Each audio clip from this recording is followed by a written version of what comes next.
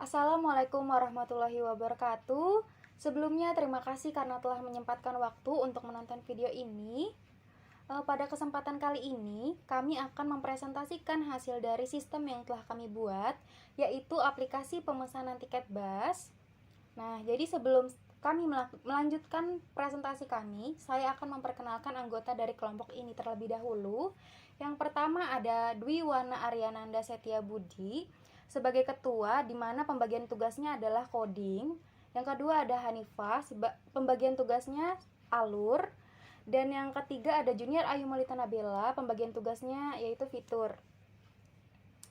Nah, selanjutnya saya akan menceritakan sedikit latar belakang dari aplikasi sistem yang telah kami buat. Jadi aplikasi pemesanan tiket bus merupakan aplikasi yang dirancang dan dibangun untuk memudahkan pengguna atau konsumen dalam melakukan pemesanan tiket bus secara otomatis berdasarkan Provinsi Kalimantan. Nah, spesifikasi yang kami gunakan dalam pembuatan sistem ini adalah yang pertama software yang kami gunakan yaitu Visual Studio Code versi 1.56.2. Yang terus ada Exam versi 3.2.4, selanjutnya Memu Emulator versi 7.3.3. Framework Flutter dengan bahasa pemrogramannya Dart, database MySQL dengan bahasa pemrograman PHP, dan juga menggunakan Windows 10 dengan 64 byte.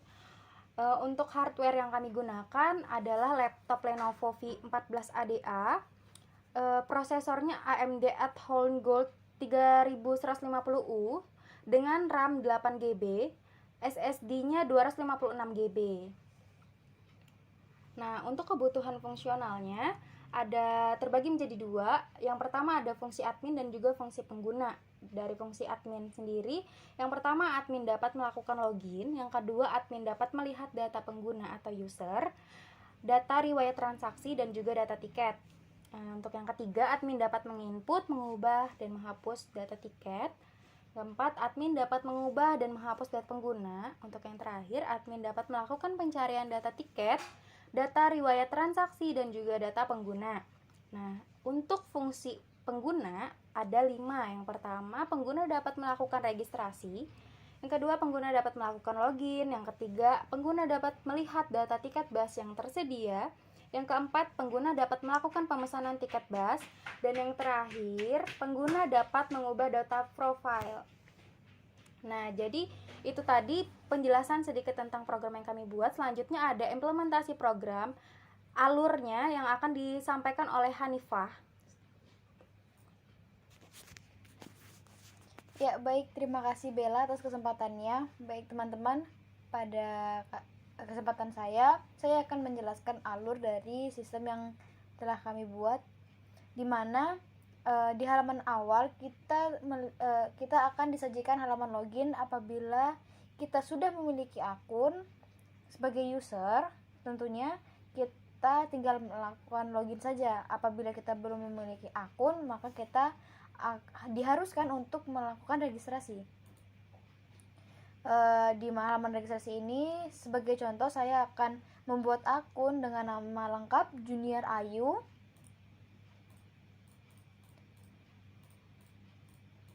dengan nomor telepon 08123456, dengan username yang akan saya buat yaitu Ayu, dengan password Ayu123, melakukan konfirmasi password dengan password yang sama. Oke. Selanjutnya dilakukan klik tombol registrasi. Dan setelah data berhasil masuk, kita kembali login dengan akun yang sudah kita buat, yaitu Ayu dengan password Ayu123. Oke. Login berhasil. Dalam sistem user dapat melihat data tiket yang tersedia, yaitu ada Meranti Etam, Pulau Indah, Hapulidi, dan Balikpapan Jaya. Apabila kita ingin melihat deskripsi detail dari tiket tersebut, kita tinggal mengklik tombol deskripsi. apabila kita ingin melakukan pemesanan, terlihat di dalam sistem bahwa deskripsi dari armada tiket ini yaitu dari Pulau Indah, tujuan rutenya dari Samarinda ke Bontang, tanggal keberangkatannya, jam keberangkatan, dan stok dari tiket tersedianya berapa, lalu tarif dari satu tiket tersebut. Jika kita ingin pesan, kita klik pesan. Terlihat data sudah terinputkan secara otomatis. Di dalam bagian pemesanan ini, user hanya tinggal memasukkan nominal untuk melakukan pembayaran. Misalnya dengan nominal 40.000 kita akan membayar dengan nominal 50.000. Oke, terlihat secara otomatis pula di dalam sistem jumlah kembalian yang akan diterima oleh user. Kita klik pesan. Oke, terlihat bahwa tiket sudah terpesan seperti itu. Ya, dari user tinggal mengcapture saja bukti transaksi untuk tiket yang akan digunakan perjalanan menggunakan bis ini. Kita balik ke home, dan pada menu user juga dapat melakukan update profile. Di dalam sistem ini user hanya dapat melakukan update, yaitu hanya nama, nomor telepon, dan passwordnya. User tidak dapat mengubah username dikarenakan username bersifat unik dan tidak boleh ada username yang terdouble. Kita tidak akan melakukan update di bagian ini. Kita kembali lagi. Sekarang kita logout dulu. Kita akan masuk pada bagian halaman admin dengan username dan password yang sudah kita buat.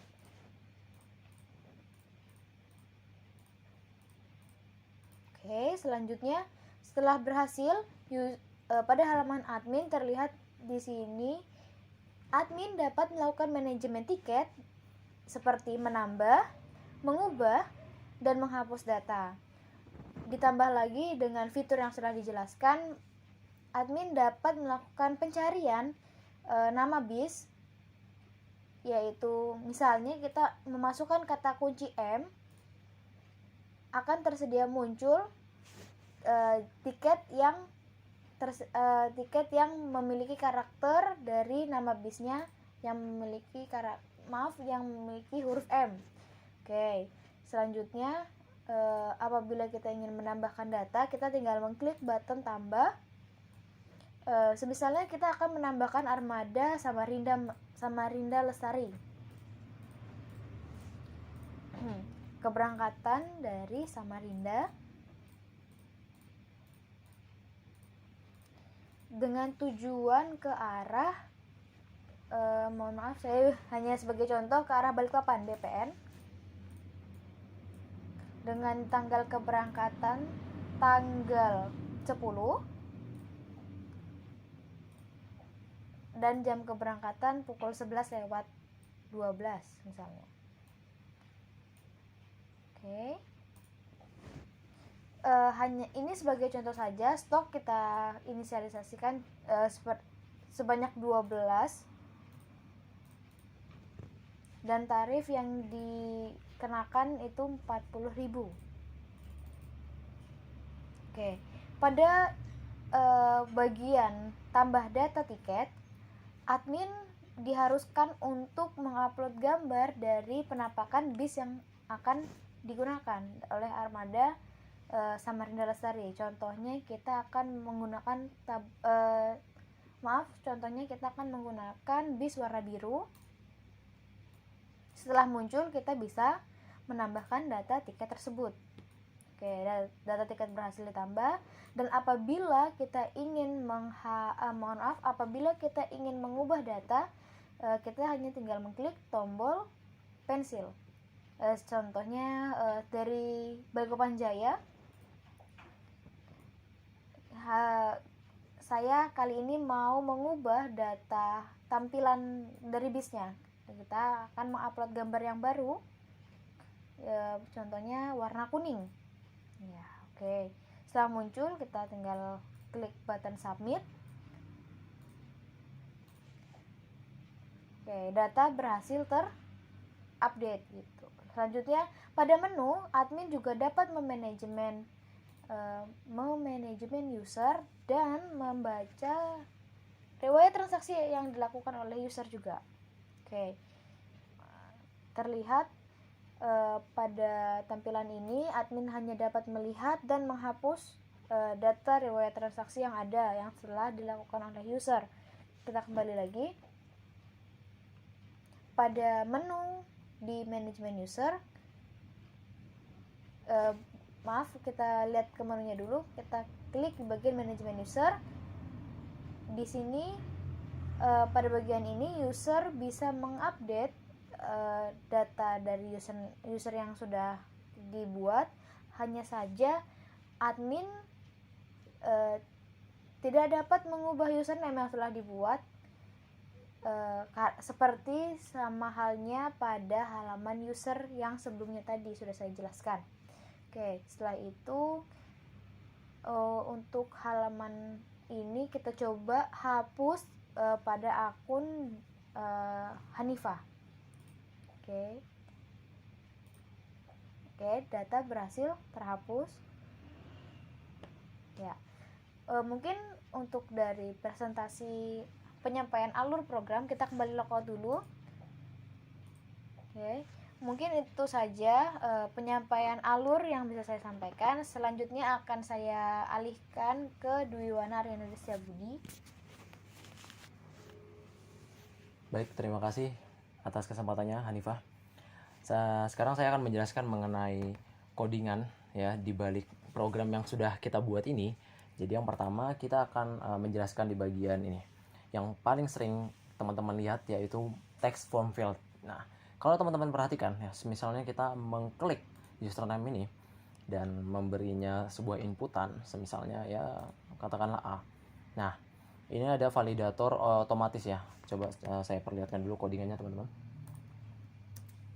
Sebentar di bagian login screen. Oke. Nah, validator ini adalah sebuah fungsi ya. Saya tulis sebuah fungsi di sini yang namanya auto validate mode. Jadi dia akan memberikan sebuah validasi ketika on user interaction. Jadi ketika user memberikan sebuah interaksi. Makanya ketika mengklik ini atau memberi sebuah inputan, muncul nih tulisan wajib diisi, dan ini bisa di custom teman-teman. Teman-teman mau memberinya tulisan required field misalkan, itu bebas. Nah, dan itu diberi di setiap text form field yang ada di program ini. Seperti itu. Lalu ada lagi di sini yang namanya hide password. Nah, kalau hide password ini itu berada di bagian ini. Jadi ketika di tap ya atau diklik, nah dia akan memanggil fungsi ini. Lalu ikonnya ini akan berubah menjadi ini visibility off. Jadi kalau visibility off ya berarti akunnya terlihat seperti itu, dan sebaliknya. Nah, baik. Lalu di sini kita coba untuk masuk ke halaman user. Tadi yang sudah diinputkan oleh Hanifah itu Ayu dengan passwordnya itu Ayu123. Oke. Nah, kalau teman-teman perhatikan di sini ketika loginnya berhasil ada satu notif yang muncul ya. Itu yang namanya Flutter Toast. Jadi semacam notifikasi pemberitahuan. Ya semacam user interface juga agar tampilannya menjadi lebih menarik. Mungkin banyak dari kalian yang juga memberikan snack bar ya. Salah satu opsi lain selain Flutter Toast. Nah, lalu di bagian user ini di sini bisa dilihat tampilannya berbeda seperti di halaman admin, di mana di halaman user sistemnya itu adalah grid ya, grid. Jadi kotak-kotak. Nah, itu ada di bagian ini. Daftar tiket, lalu nah ini teman-teman. Cross axis count-nya 2. Jadi dia membaris ya, barisnya itu berjumlah 2. Kalau teman-teman 3 ya boleh, tergantung dari tampilannya yang menarik yang mana. Nah, seperti itu. Lalu kalau kita masuk ke bagian ini deskripsi, lalu ini tadi kan tiketnya itu 1 ya kalau teman-teman ingat. Semisalnya kita klik lagi deskripsi, nah tiketnya itu habis. Nah, tiket habis, jadi ketika dipesan, nah itu nggak bisa karena saya sudah memberikan satu fungsi di mana stoknya itu ya ketika kurang dari atau sama dengan 0 dia akan mengeluarkan string bertuliskan tiket habis. Nah, jadi ketika ditekan nggak bisa, tiket telah habis, seperti itu. Jadi kita coba pesan yang meranti etam ini. Ini terkadang lambat ya teman-teman ya, jadi masih kayak tertampil tiket habis atau apa, itu karena memang bahasa PHP ini mungkin agak lambat dan pengaruh dari spesifikasi laptop saya, jadi mohon maaf sebelumnya. Itu bukan error ya, tapi memang lambat mengambil data dari database-nya, seperti itu. Lalu di sini coba, nah ini kalau teman-teman perhatikan, ketika tadi Hanifah memberikan sebuah inputan, ya misalnya deh katakanlah ini tarifnya 30.000, lalu kita beri nominal pembayaran 40.000. Nah, dia akan otomatis memberikan kembalian 10.000. Kalau kita tulis 400.000, ya 370.000. Nah, seperti itu. Jadi itu fungsinya adalah on chance, fungsi dari Flutter, di mana ketika hasil operasi pengurangan ini sudah dilakukan, maka dia langsung menampilkan sesuai dengan inputan gitu. Jadi ibaratnya real time sifatnya. Nah, oke, lalu kita masuk ke bagian update profile. Tadi sudah dijelaskan ya sama Hanifah, aktivitasnya sama seperti tambah data sebenarnya, hanya saja update profile ini memperbarui data yang sudah ada, seperti itu. Lalu kita coba masuk ke halaman admin, halaman yang lumayan kompleks. admin 1 2 3.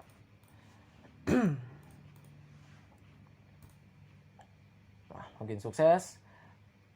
Oke. Nah, jadi di sini bisa teman-teman lihat tampilan list view-nya ya. Dia ke bawah lalu dibungkus dengan card agar lebih rapi. Nah, lalu saya akan menjelaskan mengenai searching ya. Searching di sini mengapa dia bisa menampilkan data sesuai dengan data armada yang ada ya, dan itu per kata, per karakter. Nah, jadi ketika kita tulis kata di sini M, nah dia akan mencari nih Meranti Etam ada M-nya, Samarinda Lestari ada M-nya gitu. Walaupun M-nya adalah huruf besar, tidak berpengaruh karena di sini saya sudah memberikan fungsi mana ya, itu di bagian read ticket data. Sebentar, maaf. Nah, to lowercase, jadi dia istilahnya mengesampingkan ya, menghiraukan huruf kecil dan huruf besar. Artinya ya dia akan menampilkan semua huruf M gitu. Nah, seperti itu. Lalu menyesuaikan dengan data armada yang sudah ada di database. Lalu kita lanjut ke bagian, nah ini kalau teman-teman perhatikan ya, di sini tuh akan tertampil username yang sudah diinputkan ketika login. Itu menggunakan fungsi namanya shared preference, di mana ketika login itu akan mengeset string ya untuk disimpan di variabel temporer ya, atau variabel sementara. Ketika sudah login masuk ke halaman admin, maka dia akan mengget string tersebut, seperti itu. Lalu nah ini kebanyakan kan prosesnya CRUD ya, create, read, update, delete. Artinya kita butuh sebuah database yang sudah dijelaskan oleh Bella tadi, namanya database-nya MySQL dengan bahasa pemrograman PHP. Nah, bagaimana cara mengkoneksikannya? Nah, mengkoneksikannya itu butuh yang namanya API. Nah, jadi API di sini seperti ini, sudah saya gabungkan ke dalam satu file namanya api.dart ya. Jadi, nah, dia akan membuat link, dengan linknya ini adalah IP address dari komputer teman-teman. Jadi tinggal cek aja di CMD, tulis IP config, nanti akan muncul. Karena biasanya teman-teman kalau di-connect di WiFi berbeda ya tentu beda juga IP addressnya, seperti itu. Lalu dihubungkan ke PHP-nya. Kalau login ya berarti login.php, register ya register.php, seperti itu. Lalu kalau teman-teman perhatikan itu kebanyakan fungsi ini tuh dibungkus ya atau ditulis ke dalam misalnya kita di read deh, di read ticket data. Nah, ini hampir di semua bagian file itu ada yang namanya async dan await. Jadi async dan await ini Dia adalah fungsi yang dia tuh menunggu dulu proses yang dilakukan oleh user tanpa mengganggu fungsi yang lainnya. Nah, seperti itu. Lalu kita masuk ke bagian, nah ini terakhir ya teman-teman. Kalau teman-teman perhatikan, penulisan format uangnya ini ibaratnya bagus lah, rapi, karena ada komanya di tengah ini.